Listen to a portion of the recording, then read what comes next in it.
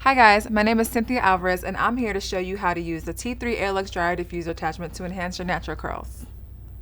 First, I started by shampooing and conditioning, then I applied a leave-in conditioner followed by my favorite curl cream. A tip I have if your curls are kind of unruly and maybe you may have some color damage or heat damage to your hair is I take small sections at a time. I'll run the product through it and then I'll wrap the section of hair around my finger and then kind of give it a scrunch and let it fall. So that way I kind of have more uniform curls before I start diffusing. It kind of helps give the curls a more fluffy appearance. So I do that all over before I start with my diffuser. The way I'm going to diffuse my hair today is I want a lot of volume. So I'm going to flip my hair to the side and then place it into the diffuser like this. And it's gonna dry and it's gonna plump up my curls. Now, if you don't want much volume and you kind of want more length, then you would just hold the diffuser like this. Point it downward so it doesn't create any frizz, and that way it kind of will set the way it is now. If you want more volume, you just kind of like move your hair around, you can flip it, or you can do it the way I'm gonna be doing it. Today I'm gonna be using the diffuser on speed 2, heat 4. I don't want it to be super hot because then it'll dry my curls out.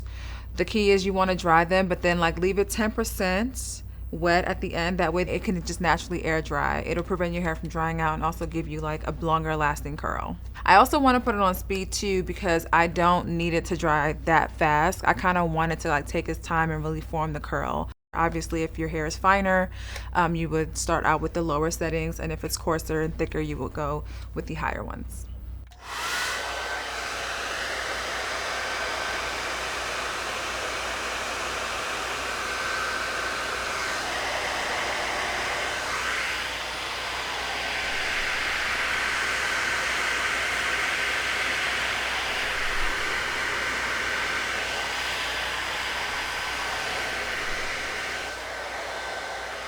If you're new to diffusing your hair, don't be afraid to separate it and go inside of your hair, because what tends to happen is you're going to dry the bottom and you're going to dry the top, but then the inside of your hair will still be wet or damp, and that'll continue to cause more frizz as the day goes on. So you want to make sure like you're drying every single part of your hair, and don't be afraid to touch it. I know you may have heard that like you shouldn't touch your hair while it's drying, but as long as you're not like raking through the curls and breaking them up, you should be able to like at least separate it or like move it around with your fingers. Don't be afraid to touch your hair.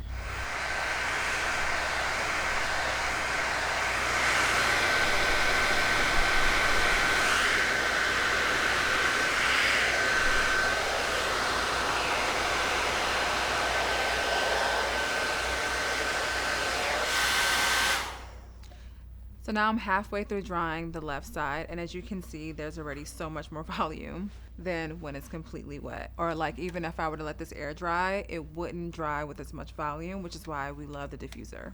Also, I want even more volume. I want to amplify the volume of my curls, so I'm going to flip my head over and then start diffusing that way.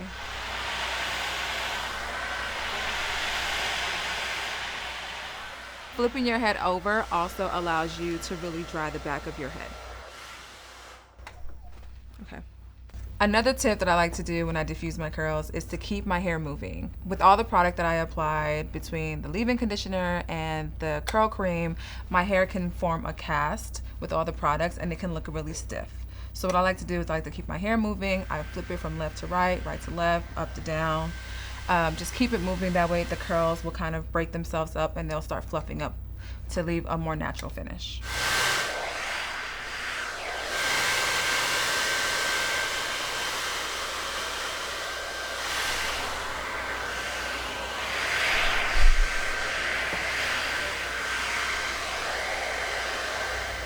Okay guys, so here you have it. My hair is beautifully diffused. I am so happy with the curls. I love the definition, the bounce, the volume. I still have tons of shine. It's not dry at all. It just feels so amazing. I am in love.